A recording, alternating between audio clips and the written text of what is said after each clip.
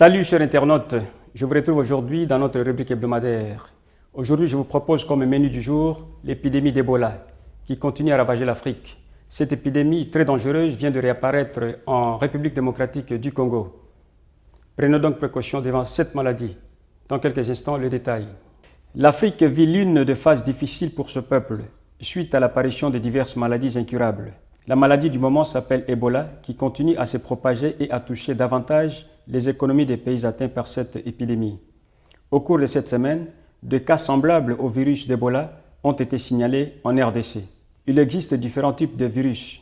Celui qui touche la République démocratique du Congo n'est pas égal à celui de l'Afrique de l'Ouest. Dans la forêt dense de la province de l'Équateur, au nord-ouest du pays, existe le fleuve Ebola. C'est dans cette région que le scientifique belge avait identifié en 1976 le virus qui, dans la plupart des cas, mène à la mort. Ce virus a été baptisé au nom du fleuve Ebola. Ce virus vient donc de ressurgir dans la province de l'Équateur. Selon un communiqué du gouvernement de Kinshasa, le virus d'Ebola a déjà fait au moins 2 morts sur le territoire du Congo démocratique. La région où le virus a réapparu avait déjà connu des épidémies de petites et grandes proportions, a déclaré le virologiste Jonas Schmidt-Chanassi, coordinateur du diagnostic viraux à l'Institut Bernard Nock pour les maladies tropicales d'Hambourg, en Allemagne.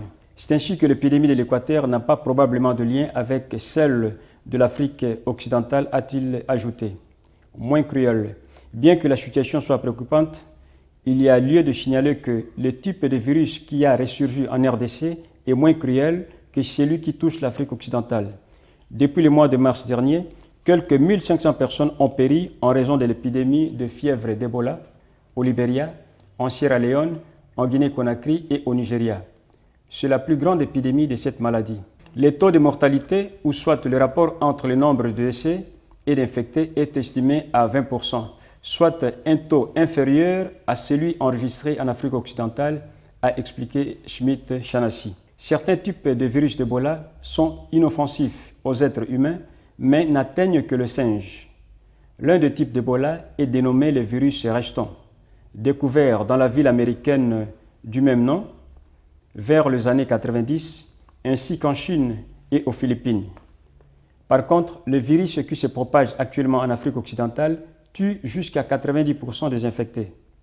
Selon le virologiste Schmidt-Chanassi, il faudra attendre 2 ou 3 jours pour que l'analyse du laboratoire détermine le type de virus Ebola, qui a réapparu dans la province de l'Équateur, au Congo démocratique. Il a rappelé que c'est la 7e fois que le Congo était touché par cette maladie. L'expérience acquise au cours des 6 épidémies antérieures nous aidera aussi cette fois-ci, a déclaré le ministre congolais à son tour, le ministre de la Santé, Félix Kabange Numbi, dans son discours prononcé dimanche dernier sur une chaîne nationale. Le ministre Numbi a annoncé une série de mesures pour combattre le virus, parmi lesquelles le port de vêtements de protection pour les médecins et assistants. Selon le ministre, le gouvernement de son pays déployerait des efforts afin que les victimes d'Ebola soient enterrées avec toutes les précautions. En Afrique occidentale, principalement au début de l'épidémie, beaucoup de gens ont été atteints en lavant le mort dans le cadre du rituel traditionnel de inhumation locale. Malgré les problèmes sociaux de la RDC, le virologiste Schmidt-Chanassi a dit croire que les établissements hospitaliers étaient préparés à faire face à cette réalité. Il a admis que les autorités sanitaires étaient aussi en mesure de mettre les patients en quarantaine. La localité touchée par le virus en Équateur est mise en quarantaine.